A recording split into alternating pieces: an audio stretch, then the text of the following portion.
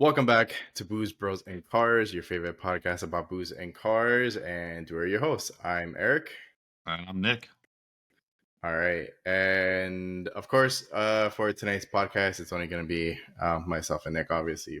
But we are going to be talking about what we're going to be drinking here tonight. So, first thing that I've got lined up is a beer from Boulevard. It's the white chocolate ale. It's a limited release. I am really looking forward to drinking this. I got this at number 3. Actually, when we were there this past Friday. Yeah, this past Friday. Yeah, Friday. So it's a white chocolate ale with white chocolate, obviously, vanilla beans and coffee. It's 8% ABV. I am, like I said, really looking forward to trying that out because it just sounds fucking delicious. And, that almost fell. And the next one that I've got is something I just love, like this area. So it's going to be Jack Daniels. So if we wouldn't get hit with copyright from YouTube, I would cue in Chris Stapleton's Tennessee whiskey right here. But I've had that bottle since what? I think I told you, Nick, just before the podcast, like last year's Sebring. I think, unless you've bought it other times, it's got to be from Sebring. Man, it definitely came from Sebring. I was getting ready for work this morning, and I opened up like my cup, like this cupboard that I have in my room, and I'm like, oh, I have a bottle of fucking Jack Daniels. I'm like, let me drink that on the podcast. I'm a little concerned that you apparently have a cupboard of alcohol in your bedroom. So I don't have a cupboard of alcohol. You just hide a couple big bottles here and there. There are, like, my good bottles are in there. Like, I have 2 bottles of Flor de Caña, the 10 years in there. I've got another one that's a 12-year-old bottle that's in there of Flor de Caña. I've got a you're actually gonna like this one. I have to try to bring this one out, but it's an espresso liqueur. Okay. From Flor de Caña, which is really good. What else do I have in there? Oh, I have Japanese whiskey, actually the one that you got me, I think like 2 years ago. That's in there. That's so like now, my good stuff is in there because I don't want people to like fuck with it and touch it. The Don Julio 1942 would be in there too, but it's a big ass box in it, probably. Yeah, so yeah. I just have it here in my bookshelf. I mean, that's a tall bottle. It's yeah, dude. It's like fucking.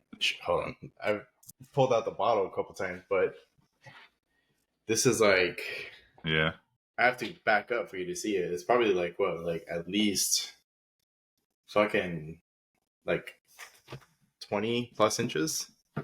Jesus. I gotta imagine. Carmelo here, he would get really excited about those numbers. I know he would. That guy. Anyways, what do you got? Keeping it simple tonight, I decided I just wanted to kill off a whiskey. So in similar fashion, I have a Tennessee whiskey from Davis and Reserve. I've showed a couple times. Finally, after what I got around Christmas time while I was in Tennessee. So it's been it lived for about 3 weeks, which isn't a bad thing. It's pretty tasty, but I'd go back and forth between that and a couple others, so I didn't blow through too quickly. But that's really all I'm going to be sipping tonight. You know, and if I need to, if at the end I get this finished, I got a little bit of the sipping cream on the side. So oh man, yeah, that's my smooth. Does sound really good. Up. Yeah, that thing does sound really good, man. That coffee liqueur. It was pretty tasty that day when I popped it open. Yeah, well, a lot of the stuff from I think that's Sugarland. A lot of the stuff from Sugarlands, dude, it's so good. If you, I know that you're going to be up in the, I guess you could say, like the Smokies sometime in April. Yeah. If you and Chelsea get a chance to go to Gatlinburg for the day, dude, Old Smoky and Sugarland, it's like in a dog candy store. You walk in there and there's like alcohol freaking everywhere. So what I'm hoping, talking about that trip, is I know that the odds of me running over to Taylor or something like that are probably pretty slim in the time that I'll be there, especially with my wife's motion sickness. I'm just going to leave her because the plan is to basically do it, I think, April 4th and 5th for the Ford event. And then that's Thursday, Friday. And then stay up there basically through Tuesday. So that way Saturday, Sunday, Monday, we'll do whatever the hell we want outside of the Ford program, and then Tuesday we'll just get up, pack up, drive home. Tuesday is the actual anniversary, but that would be just a convenient day to come back so I can get back to work, back to normal. So that's the current plan. Just trying to get all the approvals and get it scheduled and all that kind of stuff now. Yeah. That'd be a good timing to go, man, because that's what I'm thinking. Yeah, it's gonna be really good weather up there because it's pretty much like right in the middle of springtime for that area. And dude, especially, oh man, I'm actually really jealous because you're the ST experience is gonna be at the Biltmore, right? Yeah, so it's all based out of the Biltmore. The one night they provide is at the Village Hotel on the Biltmore Estates. But yeah, then we drive around that area, do some mountain passes through some tunnels and stuff like that, apparently. And there's a skid pad, there's an autocross, there's a handful of things we do. Yeah, because it's weird because out of all the times that I've gone up to that area, I haven't gone during the springtime to the Biltmore. Like I always go during like Halloween time or fall and winter time, which is probably the best time to go because the weather is just so much cooler. And I've been there during the summertime too. But during the springtime, that's when all of like the flowers are blossoming. Oh, gotcha. And right next to the Biltmore Mansion, they have a garden which I've yet to be to go to during the springtime. And I've heard it's gorgeous, especially during that time. It reminds me, we have this place close to home. I'm from Jersey, but it's in Pennsylvania, in Kennett Square, something like that. It's called Longwood Gardens, and it's actually property. And there's like a not nearly what the Biltmore is in Asheville, but it's a old mansion that was owned by the DuPonts. Oh, okay. So it was all DuPont land and everything. They had this like the house was small in comparison to the massive greenhouse system that ran the property and all their gardens. So it kind of reminds me of that really wealthy family with really beautiful gardens kind of thing. Yeah, well, the Biltmore estate, yeah, it is very similar, but don't quote me on this, but I believe the people that originally owned it were I'm trying to look this up here, should have been the Vanderbilts. That's who built it. The Vanderbilts, which is why it's called the Biltmore Estates. But from what I heard is that I think it was right before the mansion got fully built, or like right after. The Vanderbilt, the main guy, he actually passed away. But when he was married, his wife at the time, she ended up getting remarried, and she inherited everything. Yeah. But then she died, and her husband took everything over, which is kind of fucked up, to be honest. Because yeah, good for him. He pretty much became like the sugar baby at that point. Because he inherited a shit ton of freaking land in that big ass mansion. But I think he was wealthy too. But Vanderbilt had a daughter with his wife.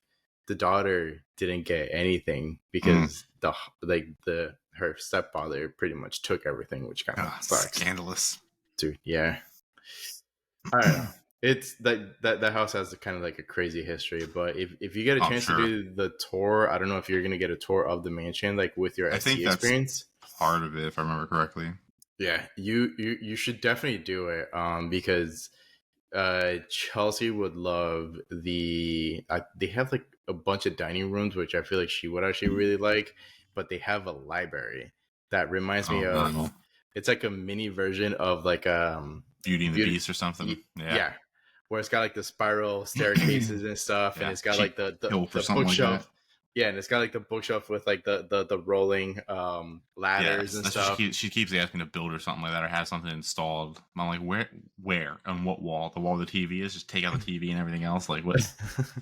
Eventually, at one point, right? Yeah, sure. I want a nice pantry before I have a freaking library. Yeah, but yeah, she would love that. And then there's like you will actually enjoy a couple of the other rooms, which is where they used to have a gym way back in like the freaking late 1800s, early 1900s, and there's a pool right next to it. Dude, the pool is so awesome because it looks like it's like in a basement, but it's really underground. It's got like a kind of like a sad background where like some kid like drowned and died, but the pool looks fucking cool. Ignoring the death, the pool looks cool. Yeah, but just ignore the fact that a child just brutally got drowned in that pool. Anyways, it's besides the point.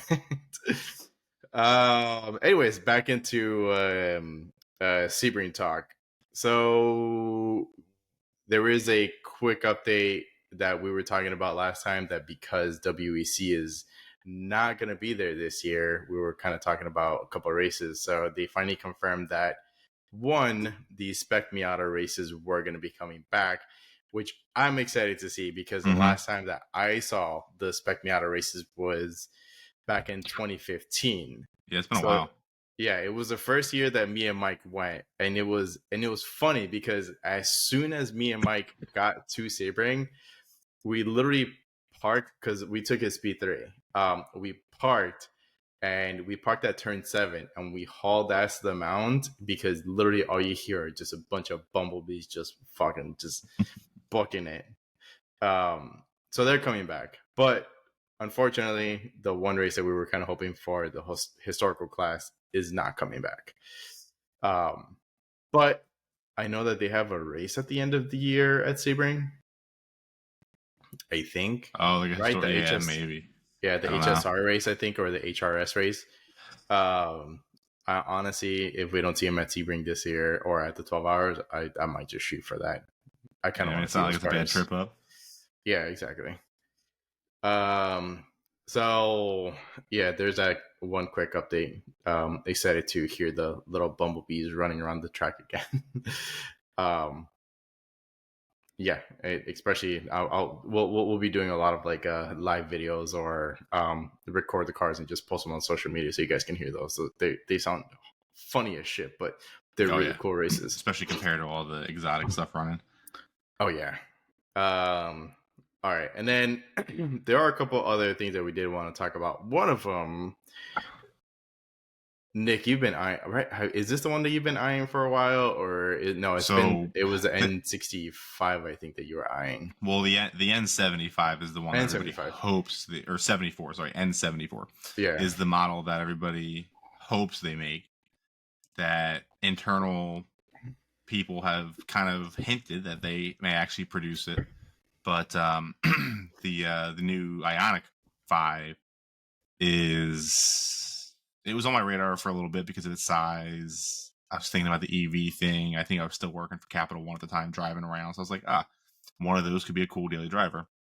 Getting good, good range out of an EV. I can just charge at night. But that did not come to be. And then the excitement of, Hyundai's N coming to the EV.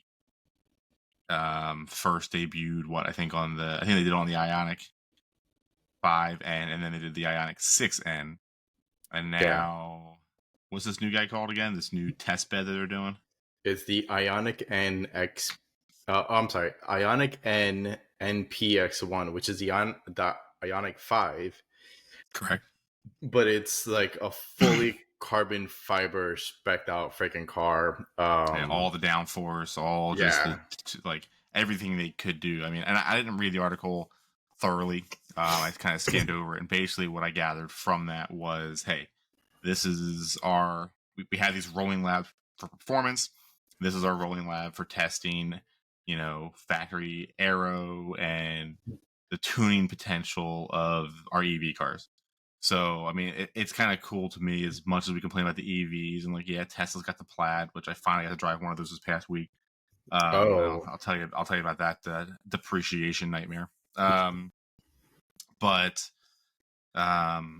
This little NPX1 with all the carbon aero and stuff like that. I mean, Hyundai's just basically saying, hey, we're going to make fun cars no matter what we do for the enthusiasts. Here's a further attempt on the already kind of funky performance electric cars we have. Like, here's one that's just all tricked out aesthetically.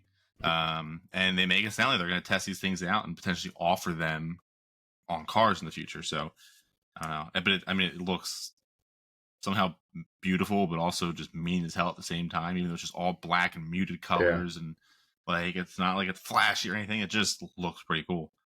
But I don't know. Did you have it pulled up or anything? I did not, but I can. Hold on. N P. What's it called? MPX1. MPX1, yeah.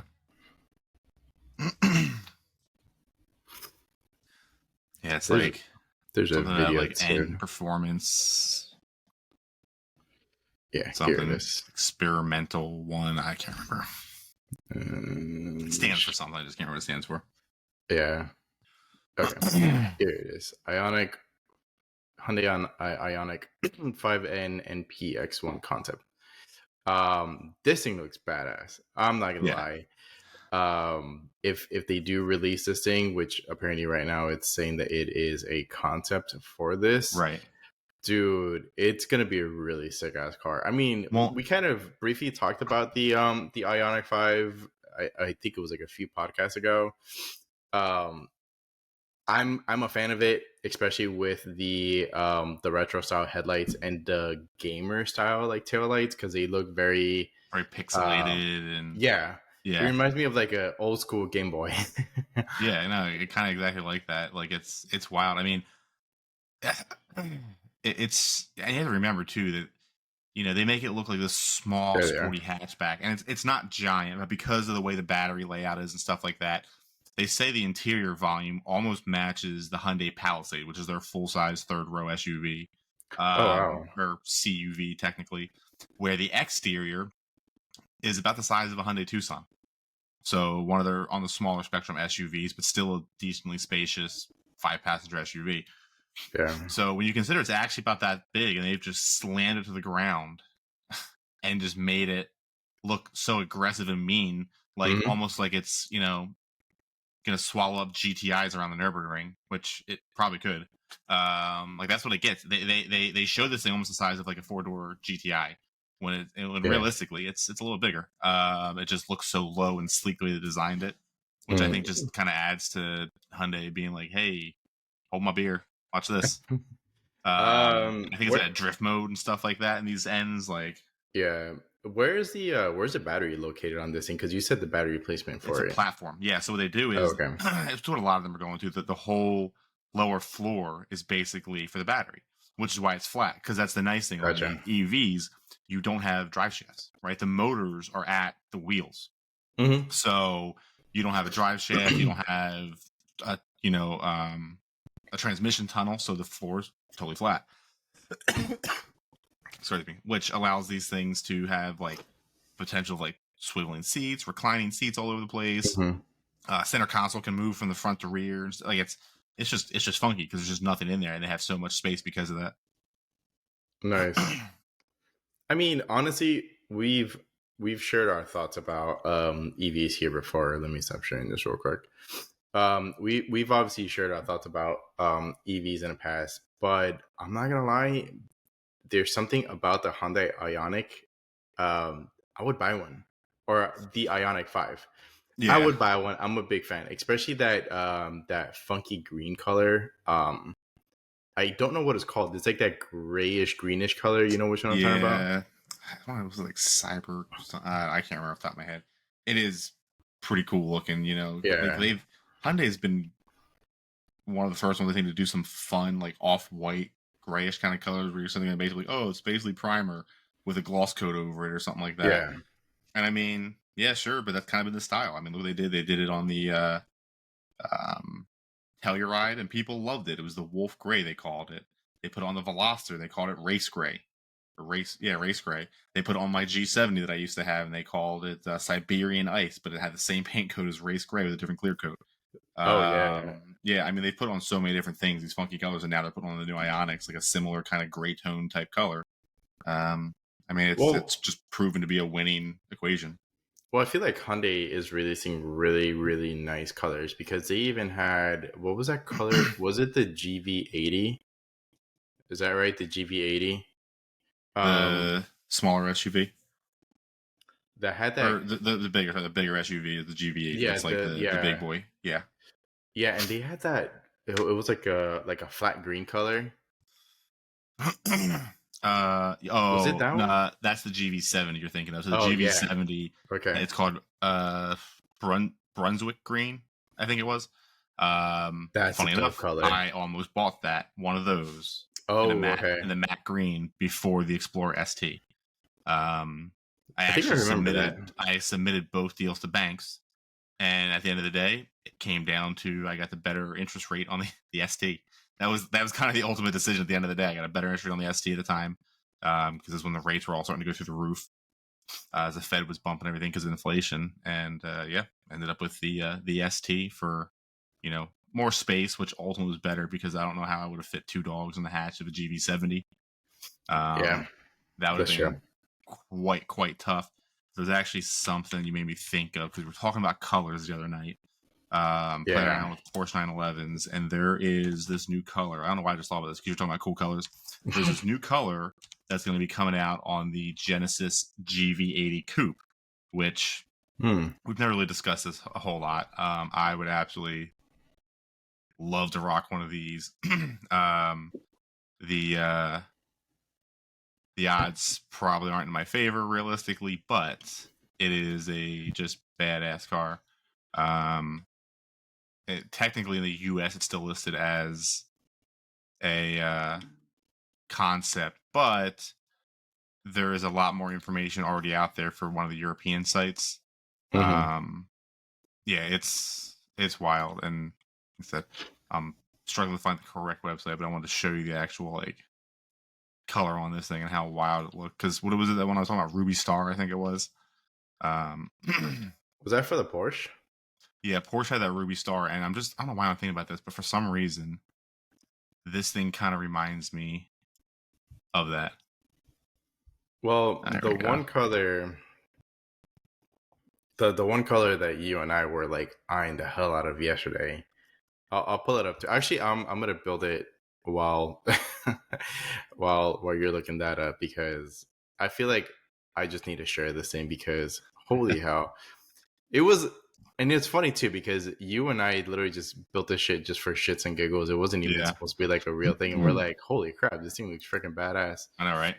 So I don't know where I was thinking about the color. They don't have the purplish kind of red. I was thinking I saw. But speaking of the funky grays, like this is basically the new Siberian ice on this thing. Like it just, I don't know. It looks to me just pretty badass. I mean, I feel like it's called Bearing Blue. yeah. It's an interesting name for that color. Considering the fact that it doesn't exactly look like it's your color. Mm. I'm not gonna lie, the color that you had on your car was really, really Yeah, dope. like I I said, was a big fan the of it. Baron Blue is definitely more noticeably gray right off the rip, where the Siberian Ice was definitely much more of a white in most lighting. But I get a kick out of this color. It's basically almost like a Nardo gray, which is such a classic color thanks to Audi that everybody loves Nardo gray at this point. Yeah, but you see, Nardo Gray is such a good color, but it's so played out, Oh man. yeah. Like it is obnoxiously played out, and not in a bad way. I mean, obviously, like it is a really, really good color, but it is so played out, and Yeah, yeah. it's, I don't know, man. All right, hold on. I'm literally just specking like the exterior for this thing because I want to build like I want to show this based off of the color that you and I did. Oh my god, I'm Yeah. so excited. With all your carbon touches. I mean, you kind of have to with all the carbon touches. Like I I feel mean, like you're it's spending that very, much very money at fitting. that point, you just have to do it. Oh yeah. Oh, oh my god, it's so pretty. Calm down over All there. right, hold on. Come on, man. Like even you were like, holy shit, that is freaking baller. I All mean, right, it's a 911. Of course, I'm going to think that. You just happen to hell spec out a yeah. good color combo. And we just did this shit just randomly out of the freaking blue. Yeah, purely All for right. So boredom. here it is. It is a 911 GT3 Touring with the bronze wheels. It has a carbon roof. You can barely see a carbon side view mirrors. But this color is called what is it? It's Porsche Porsche Racing. Racing Green, I think. Yeah. Oh my god, dude, this thing looks so freaking Yeah, it's basically their sick. answer to British Racing Green. Oh my god. But here's a crazy thing. So they have a British Racing Green, Yeah, but this Porsche Racing Green is so much better. it's a little bit brighter. It It pops a little is. more. But And I think the brighter green with the bronze wheels goes better than the darker green. oh, I think so. But I feel like the reason why it looks a little bit better is because you and I talked about this. I think it was last night that you and I talked about this. Is that this is actually a metallic color Yeah, versus the British Racing Green from Porsche is actually just a non-metallic high non-metallic. gloss. Yeah. Yeah. But oh my god, man, I would so freaking own this. Oh, yeah. Hopefully in due time, sir. Hopefully in due Yeah. time. So for all of our viewers and followers, make sure you help us grow the podcast because we want to buy a couple of these. Yeah. And if we can afford to, we might do some more obnoxious things in recordings. I mean, look, I mean, even if we can't buy Porsche GT3s right off rip, I mean, like, at least we'll be able to do just like fun shit, you know, like finish your Yeah. Porsche. We can build. Actually, I kind of want to build my Corvette to be like a track car. I feel like it's very, very fitting. Which, speaking of which, so because I'm doing the Corvette corral, I am so looking forward to seeing all the older guys getting pissed off at my car because there's a couple things that I have and one thing that I have to put on, which I have to put the Grand Sport straps on my car, even though my car's not a Grand Sport. Oh boy, here we go. I feel like my car might be vandalized at Sebring. I'm vandalized, but I hope not. We'll see. You never yeah, know. those Piss old off. guys are cranky and old, but I don't think they're that salty about it. Well, we'll see. I mean, I know you're trying to make them real salty about it, but I just look. Here's the thing, like Corvettes, they're great cars, but oh my god, like one, don't drive them like a grandma. Two, yeah, don't chrome the shit out. It looks fucking disgusting. But anyways, I want to do like a track build on my Corvette. That'd be no, I don't. sick. Full I mean, aero. I don't see why not because you can still drive it around here, no problem. So Yeah. There's uh there's a company, I think it's Carbon C7, that builds like a full lip kit for the car. yeah, I want to buy it, but dude, I think the non-carbon version of it, I did everything, like literally spats, side skirts, front lip, rear diffuser, I think rear spoiler, everything. It was like a little over $3,000, and I'm like, holy shit! damn, Like just for a lip kit alone. shit ain't cheap, man. No, but it's all fiber. That's the crazy thing. It's only fiberglass. It's not even carbon. It's that precision, paying It's for the precision. yeah, all Corvette shit. Anyways, moving on. The next thing is, which I didn't even know this was a thing until I think earlier today or yesterday or last night. My actually my buddy Chris was actually the one that sent me this. Chris from Jacksonville. Um, but apparently there's a Ford Everest that you know about. Mm-hmm. I guess it's a Canada only vehicle, right? No, it's I don't even know if Canada has it. I think I've seen some of them in South America, but it's heavy, I think, Asian market vehicle. Oh, okay. It's basically it kind of slots between the Ford Edge and the Ford Explorer. However, it is not built like a unibody type vehicle. It is built with like a truck chassis underneath. It's a Ranger, really. It's a Ranger with a full body instead of a cab and a bed. So it Yeah. truly is truck based, where everything else is crossover vehicle, unibody type stuff. Yeah. On the smaller side, but what's cool about this thing is people have been getting their hands on them and modifying them. To make them Yes. look really more than a Ranger with a body on them. So, Yep. And I'm actually gonna bring that picture up here right yeah. now. That thing looks so badass, dude. Oh no, It looks ridiculously good. we've talked about it at the dealership and been like, dude, if they like basically if Ford decided to start bringing those over, even if they didn't offer a factory Raptor kit, but all this kind of stuff is available, we were all like, dude, most of us would end up launching our shit and picking up Everests just because. I mean, look at it; it's pretty badass. Yeah. I I mean, mean, it's like I said, it's like a mini Explorer running on a truck chassis. yeah. So they never actually made the Everest Raptor, did they? No. So I did a little research while we were BSing earlier. This is built by a company. Something it says on the side there. I can't make it out, but it's something Esport. They're out of Thailand, and they make these kits to Raptorize them.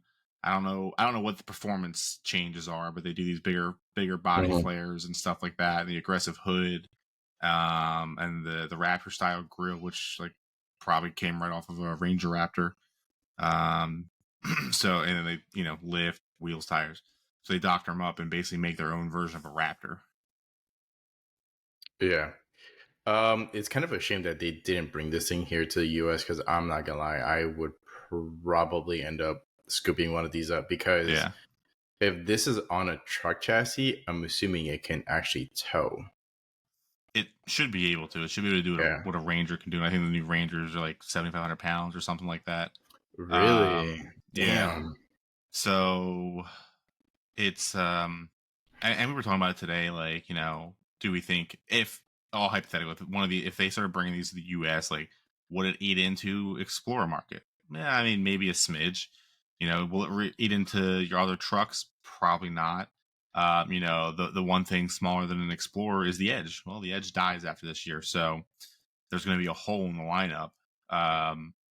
And I mean, look, this thing's like a Toyota 4Runner fighter. You know what I mean? It's about the same size, similar capability. The 4Runner is literally just a Tacoma with a body on it. So I mean, you're talking about something that the old Mitsubishi Montero. Like there used to be a market for these SUVs that are actually truck based in this country, and there still is for some people. So something like this might be a good alternative for somebody that was going to buy a Jeep Wrangler or a 4-door Bronco. They might sit there and say, you know what, this just is a little bit more comfortable the way it is, and having the full top and everything. I'd rather overland with this. So I think there's a market for it. I don't know that Ford thinks there's enough market to bring it over here, which personally I think Audi proved or was proven wrong when they finally brought the RS6 over and couldn't produce enough to keep up with orders. So You see, people have spoken, and I think we could do well with it. Yeah, and you actually made a really good point, which is that which is in regards to markets for specific vehicles. We've talked a lot about this offline. I think we kind of briefly started to talk about this in one of the previous podcasts, but we didn't get too much into depth into this. But there's cars that are actually being made outside of the United States that could potentially do really good here in the US. Obviously, one thing that we kind of wish that they can bring back is a 4-door V8 sedan. Obviously, those aren't going to do very good here in the market because not a lot of people look for those type of vehicles unless it's like a tuner guy like us that starts to grow a family and they're like, holy shit, I need to get rid of my 2-door. I need to get rid of my coupe, my 2-seater. And they've come across Chevy SS's, Pontiac G8s. And they're like, holy shit, this still has a V8 and I can buy it with a manual transmission.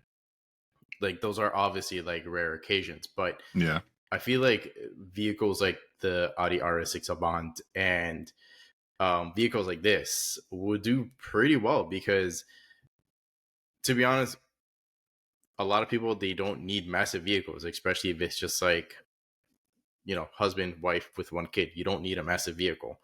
Like shit, even I think you and I kind of talked, and my sister just recently got a Subaru Outback, which is really funny. She hates it and she ended up buying it. I didn't push her into it. I suggested it and I was like, look, Subaru Outbacks are great cars. I love them. I really enjoy them for a reason. Get into something that you like. And she's like, well, I want a Ford Explorer. And I'm like, you don't need a Ford Explorer because it's literally just her and my nephew. But I feel like this would be like a very, very good happy medium where she would have loved to get this because, like you said, like to your point, this is smaller than an Explorer. It's a little bit larger than an Escape. This is the perfect size vehicle for somebody like her, where it's just her and her son, and she just wants to throw shit like in the back and just whip it around town. Yeah. Oh yeah. No, it'd be great for people. But again, will we ever see it? I don't know. I mean, there's so many things we see in other countries that car people over here would love to have, which there's a lot of us.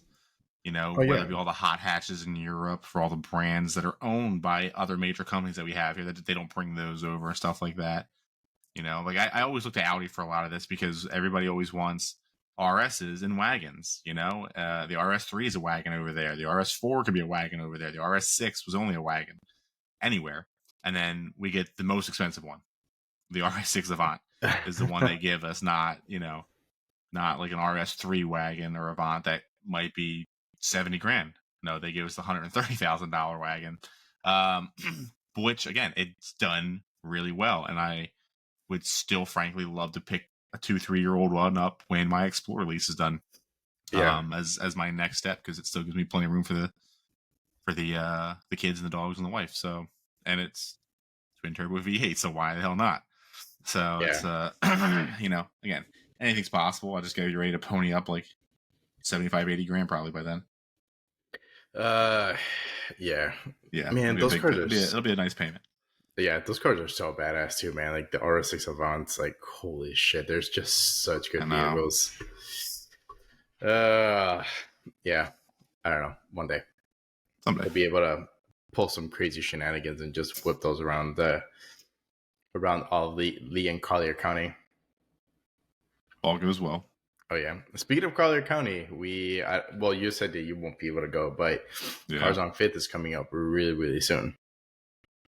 Yeah, actually, in the next 2 or 3 weeks or so, I believe, because it's February 3rd, if I'm not mistaken. So 2 weeks. So I will be out there. I believe Mike said that he actually might be out there. I'm going to nag the hell out of him to actually show up so that we can have a good time and record some really, really good supercars. We'll be posting about that as we're there. Because Cars on Fifth, never heard of Cars on Fifth. It's basically all things cool and mostly exotic. Oh yeah.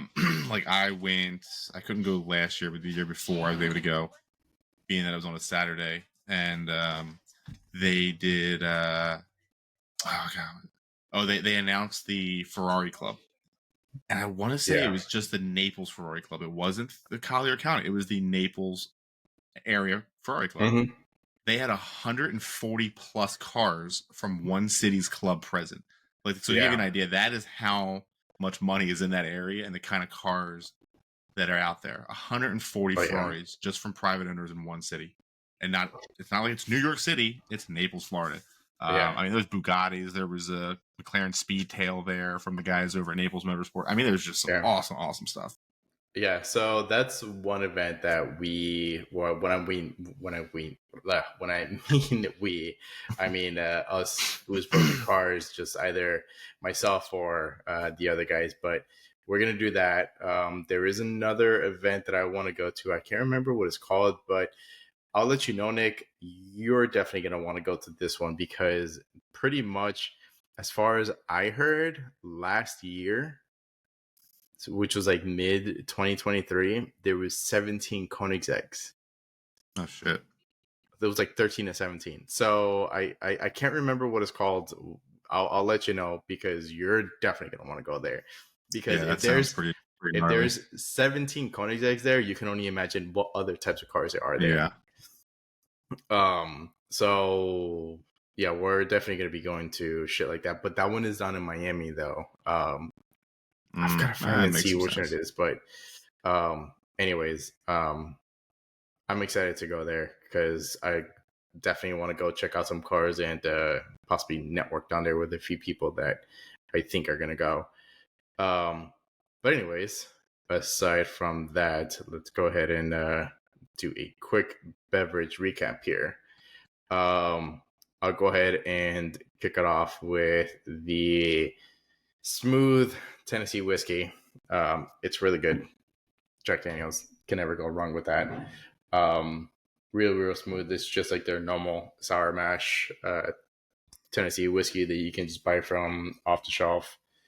Um, in in regards to the Boulevard, the white chocolate ale, it smelled phenomenal. It smelled super good. Um, it was a little bit lighter than what I was expecting it because it said that it was an 8% beer, so I was expecting a little bit more booziness from it. But it was very smooth as well. It had really good flavor. You can taste more of the white chocolate than what you can the vanilla beans. Actually, you can probably taste the white chocolate and the vanilla beans more than what you can taste the coffee. But it was good. I really enjoyed it. Nice. Next time we're at number 3, I might end up actually picking up a bottle, which we might be there in a couple weeks again. Hopefully. Yeah, but yeah, that's my take on my 2 drinks. What about yours? I haven't gotten to the sipping cream yet because I've got maybe another mouthful or so of the Davison Reserve Tennessee whiskey. But it's it's only lasted in a house with a bunch of other options for about 3 weeks. So, and that could be because I conveniently left it at my computer desk with a glass usually close by. That could have helped for sure. Yeah, but it's pretty solid. And although I haven't poured any of the Appalachian sipping cream yet, I have had it. It is dark chocolate coffee flavor. It is awesomely smooth. The flavor really comes through really strong. Yeah, it's those Sugarland sipping creams are pretty good for anybody that's seen them, maybe wondering about them. I don't know how some of their flavors are. They had some funkier flavors too that might be, I don't know, maybe a little too much. But this one didn't come across as like chemically or fake or anything like that, like some things are capable of doing. Yeah. And you know what though? A lot of their flavors are actually like that. I mean, I mentioned it, I think, on the last podcast or the one before. I've been to Sugarlands and I've tried a lot of like their flavored liqueurs and their moonshines and stuff. Legal moonshine, obviously, because they're like a distillery. But I think, man, don't quote me on this, but I want to say that Sugarland is still free if you do the taste testing. But or even if you have to pay, I think it's like $10 and you do like 10 little like thumb shots. So they're tiny shots, but yeah, I mean there's $1 it per looks shot. like a light adult chocolate milk is what it looks like and tastes like basically. But dude, their stuff is really good. Their stuff is freaking delicious. I know that my sister, the next time that I head up there, she wants to head up to Gatlinburg, which is where Sugarland's distillery is. So if more than likely I'm gonna head up there again during the fall time, of course, with the Corvette, hopefully with a new clutch. I'd hope by then. God, that gives us many months to get that taken care of. Yeah, it's slightly slipping right now, so I gotta take care of that before the next dragon trip. But more than likely, I'm gonna head over there to Gatlinburg just to check out the area next time. But yeah, we we definitely have to plan a group trip up there because I know the mountains is one of these years when I can get all the time off that I need. I know, right? Between Sebring, Asheville the next month. Oh yeah, and then July I'm taking a week to go to Rhode Island with my wife's family. Oh, okay. So it's like, plus I have to plan to take another few days off around Christmas again, and who knows? So it's just it adds up quick, But we shall see. We shall see. Yeah, we'll figure it out. But I feel like if we go up there, there's a couple things that we can do that I've experienced before that we'll all have a lot of fun in. Yeah. One, mostly of course, hitting up the distilleries. So Old Smoky and Sugarlands, and the Alpine roller coasters that you and I were talking about last time. Yeah, dude, those are a blast. Oh my god, they're so much fun. Yeah, I'm gonna try and make my trip coming up to Asheville a little more chill. Like a spa day with the wife, stuff like that. Since it'll be like Ford ST experience plus anniversary trip, we're gonna try and do a little more relaxing. Maybe do the horseback ride on the property kind of thing. So, because again, somebody gets motion sickness when I drive, so I don't get to go have too much fun with her in the car.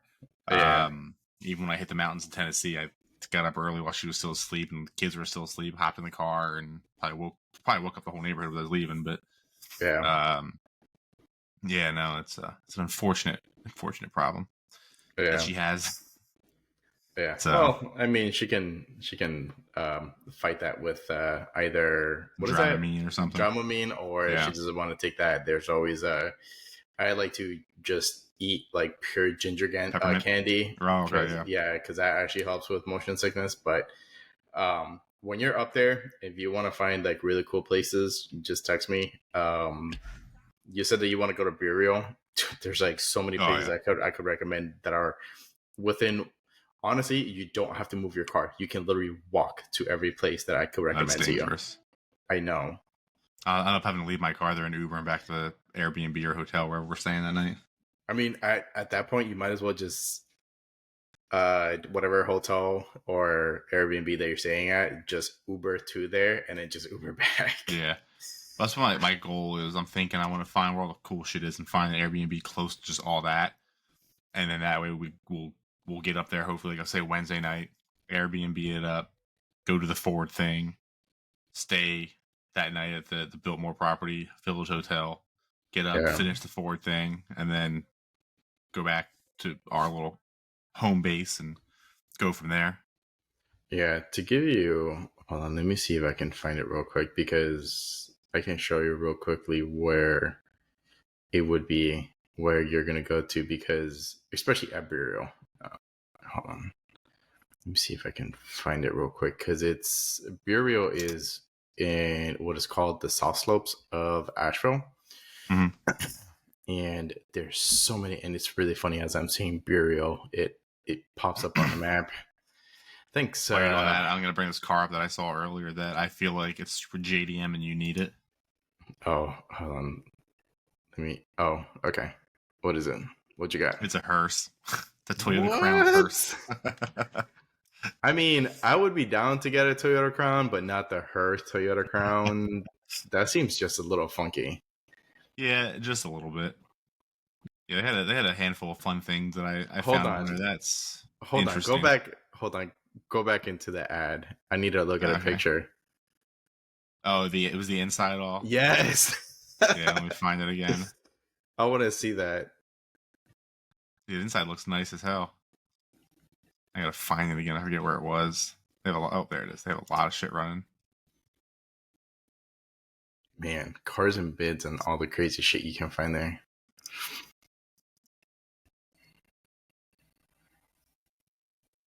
Yeah, that's the inside. That looks great. That's so Japanese, bro. Like all golden shit with like the little lanterns. Yeah, I mean, you look at this thing. It is just wild. Yeah, Very, for sure. very over the top, very wild. But for sure, Jesus Christ, that's fucking great. I was playing with a couple things. They got a few fun things running. I mean, hey, they got another race car right now from the 13 Formula One season. Oh, you sent us that. That thing looks freaking badass. All right, so I mean, it's green. I know. I mean, it's probably going to go closer to 70, 80 grand most likely. But hey, there's race car life. Mm-hmm. And then because we love talking about Porsches, I found this thing on there recently too.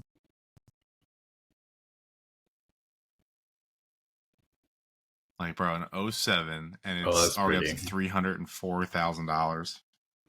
Oh, and it's a rough. Oh, man. That's the only reason for the money on this thing. I mean, that's just crazy.